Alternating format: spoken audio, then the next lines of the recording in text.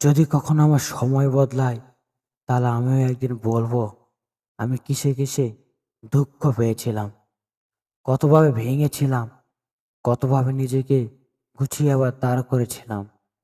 আজ যেগুলো নিয়ে চুপ আছি, সেগুলো কোনো দুর্বলতার গল্প না, সেগুলো আমার সহ্য করার ইতিহাস।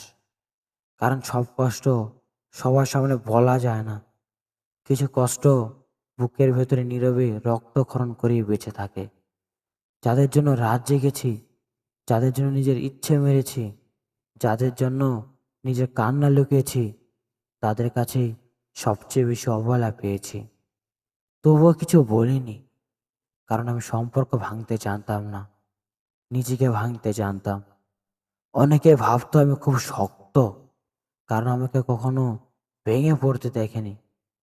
কিন্তু তারা জানতো না আমি একা একা কতবার ভেঙেছি, কতবার বাইরের দরজা বন্ধ করে চুপচাপ কান্না করেছি, কতবার আয়নার সামনে দাঁড়িয়ে নিজেকে জিজ্ঞেস করেছি, তুই এত কষ্ট কেন সহ্য করিস? আমি কাউকে দোষ দেইনি, কারণ আমি বিশ্বাস করতাম একদিন হয়তো সব ঠিক হয়ে যাবে।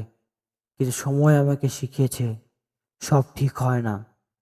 কিছু মানুষ কখনো বদলায় না, আর কিছু কষ্ট কখনো পুরোপুরি শেষ হয় না।